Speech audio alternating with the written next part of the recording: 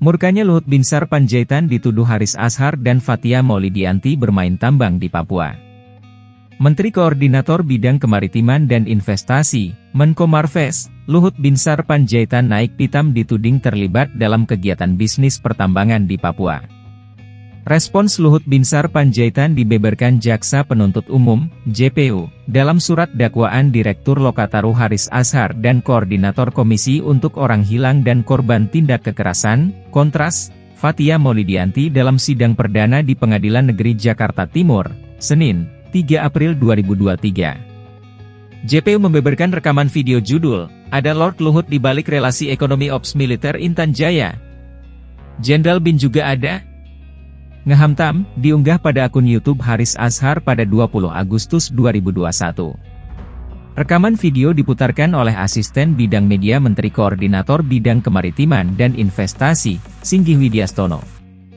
Bersama Luhut Binsar Panjaitan menyaksikan di ruang kerjanya yang bertempat di Kementerian Koordinator Bidang Kemaritiman dan Investasi pada Senin, 23 Agustus 2021. Jaksa menerangkan rekaman video memuat dialog antara Haris Azhar dan Fathia Maulidiyanti dengan durasi 26 menit 51 detik.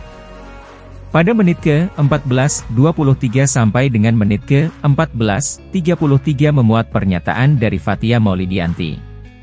Adapun bunyinya, jadi Luhut bisa dibilang bermain di dalam pertambangan-pertambangan yang terjadi di Papua hari ini. Jaksa menyebut, Luhut Binsar Panjaitan bereaksi mendengar kata-kata tersebut. Terlihat geleng-geleng kepala, tampak sangat emosi dan menyampaikan sesuatu kepada Singgih Widyastono. Ini keterlaluan. Kata-kata, Luhut bermain tambang di Papua. Itu tendensius, tidak benar dan sangat menyakitkan hati saya. Saya merasa nama baik dan kehormatan diri saya diserang. Lalu Luhut Binsar Panjaitan mengatakan, di negeri ini tidak ada kebebasan berpendapat yang absolut.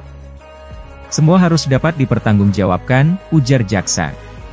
Saat itu, kata jaksa, Luhut masih memberikan kesempatan kepada Haris Azhar dan Fathia Maulidiyanti untuk meminta maaf. Melalui tim kuasa hukumnya, Luhut mengirimkan 2 kali somasi. Namun somasi tersebut tidak dipenuhi oleh Haris Azhar dan Fathia Maulidiyanti dengan berbagai alasan. Karena tidak sejalan dengan kedua somasi yang pernah diberikan, karena tidak adanya permintaan maaf dari Haris Azhar dan Fathia Maulidiyanti, maka Luhut melaporkan ke SPKT Polda Metro Jaya pada tanggal 22 September 2021, ujar jaksa.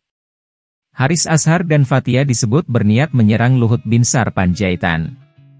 Jaksa mengatakan, Fathia Maulidiyanti telah mengetahui dan menghendaki bahwa perkataannya yang memuat pencemaran nama baik terhadap Luhut Binsar Panjaitan dapat diakses pengguna YouTube.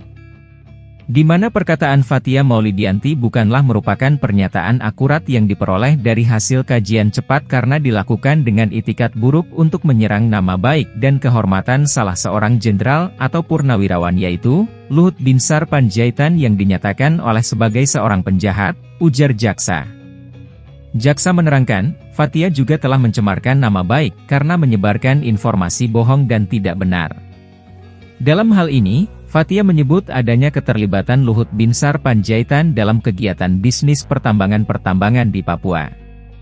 Selain itu, Fathia Maulidiyanti menuduh Luhut Binsar Panjaitan sebagai pemegang saham di Toba Sejahtera Group yang seolah-olah digambarkan memiliki usaha pertambangan yang berlokasi di Blok Wabu, Kabupaten Intan Jaya, Papua.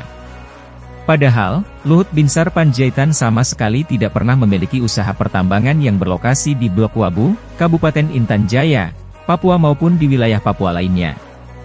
Jaksa menerangkan, Luhut Binsar Panjaitan memang merupakan pemegang saham di PT Toba Sejahtera, namun bukanlah pemegang saham di PT Toba Comdel Mandiri yang merupakan anak perusahaan PT Toba Sejahtera.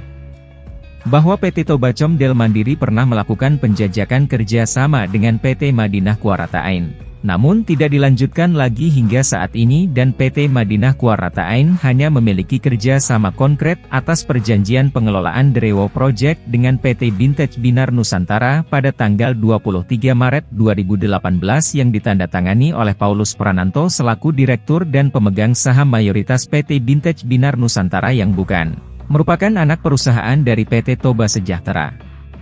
serta tidak pernah ada perjanjian maupun kerja sama konkret maupun tidak ditemukan adanya dokumen mengenai keikutsertaan PT Toba Sejahtera, PT Toba Comdel Mandiri, dan PT Tambang Raya Sejahtera dalam pengembangan Derewo Project yang dilakukan bersama PT Madinah Quarataeng, papar jaksa.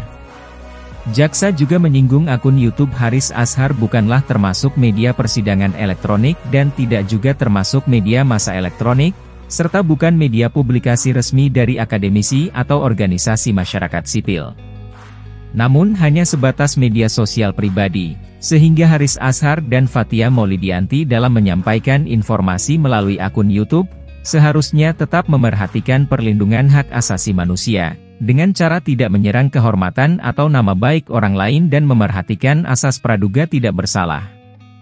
Bahwa selama percakapan berlangsung, terdakwa Haris Azhar dan Fathia Maulidiyanti tidak pernah menginformasikan metodologi penelitian kajian cepat yang dilakukan oleh organisasi masyarakat sipil bernama Koalisi Bersihkan Indonesia, tanpa melakukan konfirmasi atau mengkaji ulang, cross-check, kebenaran informasi kepada sehingga kajian cepat organisasi masyarakat sipil bernama Koalisi Bersihkan Indonesia, sebenarnya masih dapat terjadi kekeliruan atau tidak dapat dipastikan kebenarannya, ucap jaksa.